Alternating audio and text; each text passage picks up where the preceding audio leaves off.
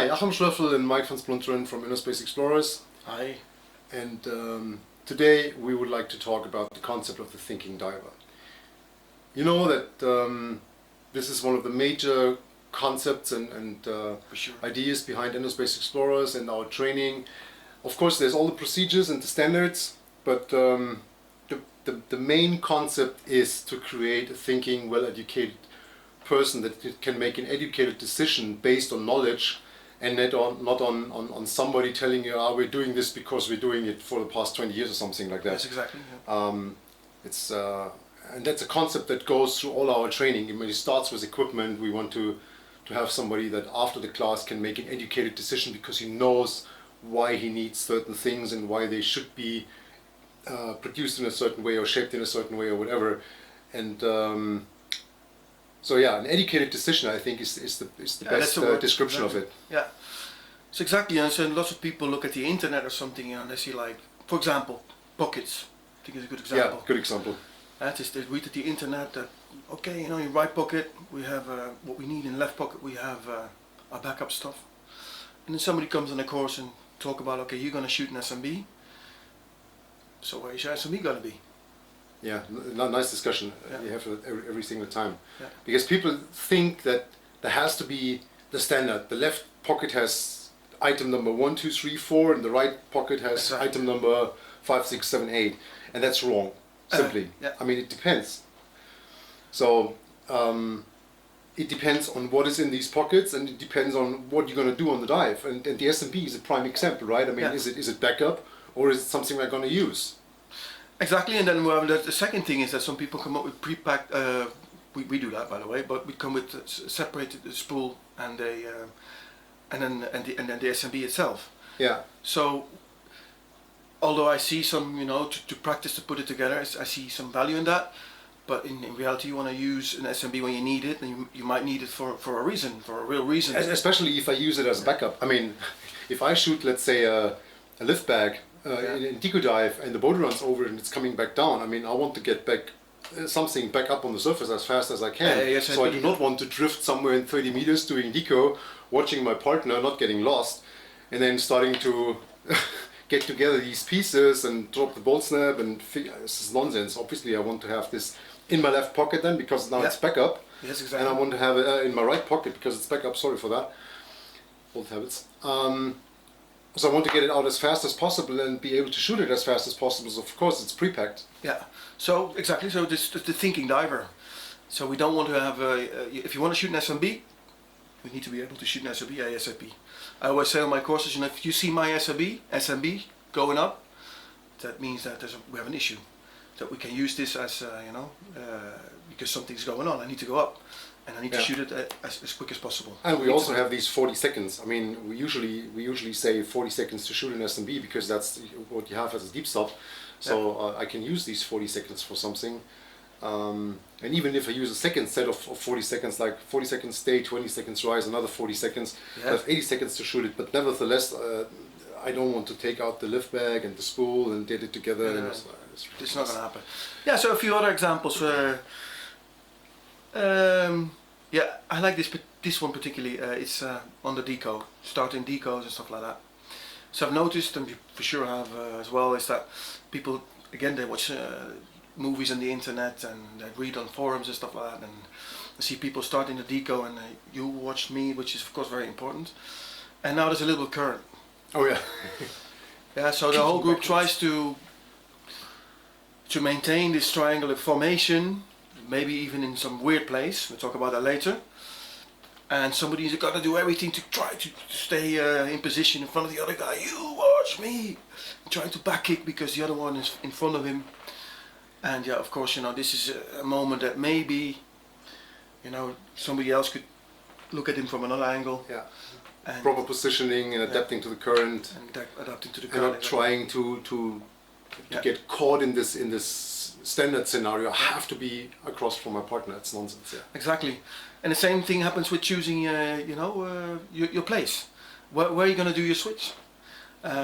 Typical thing on courses, I notice that people, again, which is very good. They try to follow the run times. Minute 22, I need to go ascend, and instead of looking a bit further and seeing there's a really nice way to go up, they start the ascent in kind of half in the blue, completely unnecessary. Yeah.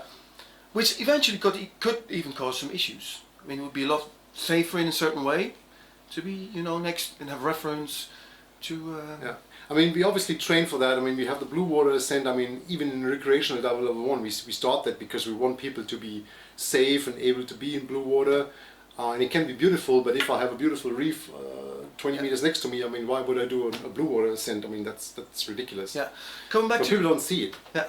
Coming back to recreational 1 for a second, because it's very interesting that we directly train people, which is also in a way thinking instructors, I think you could say that, is that we directly start to train people with the end goal in mind, with all this stuff we use from the beginning.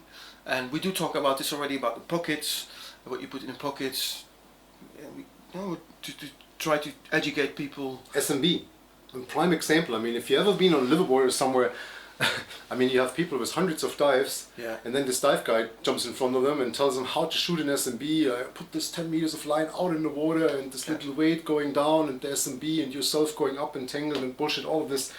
And people have never seen an SMB before, or you find these people, I have this SMB for 4 years in the pocket of my BCD, but I never used it.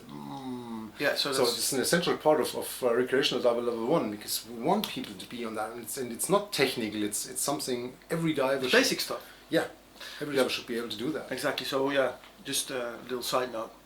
Okay, well, we're talking about the thinking divers here, and but another thing, for example, I've noticed on my courses, and for sure you've done the same thing, is this people in dry suits, and they're on the deco. And of course, the trim is a very important thing for us, and we also want to look good in a certain way. However, we look good. Exactly, we look good. But emptying your dry suit on time and making sure that you don't shoot up to the surface are for sure more important than having good trim. Yeah. So on my last courses, a couple of times I really had to tell someone, listen, make sure. Anticipate on it, but if you don't anticipate on emptying your dry suit and you find yourself with a big bubble of gas in your suit, you need to get rid of that gas. And even if I look at you, you're nice and trim, and it's not happening. Just forget about your trim for a second.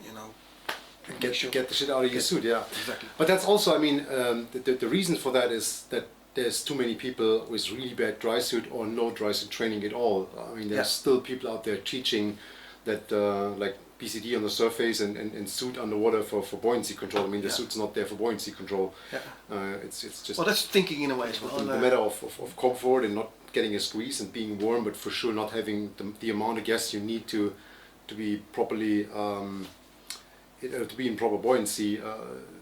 With your suit, I mean, that's nonsense. Yeah.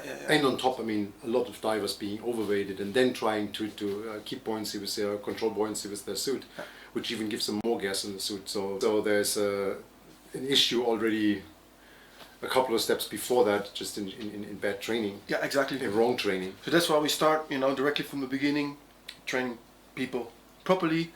And use all the tools we will be using. People can start also with us. They can start in a dry suit if they want. True enough. Of course. I mean, when you train, I mean, you probably see in the background of the window it's snowing. It's icy and nasty outside. Yeah. Obviously, if you wanna learn how to dive here in Germany, dry suit is a good idea. I mean, yes, you can go in a wetsuit in a couple of weeks during summer, but the rest of the year it's fucking cold. You'll be using a dry suit. Yeah, exactly. Yeah, so I think we covered that kind of this philosophy we use in ISE is to keep on thinking, not only on I think a student level but also instructor level. That we try to educate instructors, to be really aware of this concept of making sure that your students. It's also about the value of what you teach, and it's a lot of feedback that we get. I mean, if you teach somebody a certain exercise, a certain skill, it's really important to understand why it is the way it is, right? I mean, it's a lot of all the videos that you see here, like why do we shoot an SMB the way we shoot it? There's the reason behind, and the reason to give you a reason for a certain way of doing something is what brings value into it, and it also helps you to remember, because then it makes sense, right? and not just it's in the book, that's why we do it. Yeah, yeah. It's not satisfying for me if somebody tells me, you have to do it that way because it's in the book. Well then why is it in the book like it is? Yeah. Yeah, so that's an important thing to put lots of emphasis on that, and this is what we do in the agency. And yeah, we'll keep on doing that. More and more, you see more videos. This is one of the reasons why we make these videos, really, Yeah. To promote thinking diving. So, we could say that, really. Yeah. Thinking divers, thinking instructors. And that's what ISC is all about. Exactly. So thanks for all your support, watching this video. I hope you like it. Subscribe to the channel, check us out on Facebook. There's a lot of new stuff coming out at the moment, and we'll see you next time. See you next time. Thank you. Bye. Bye-bye.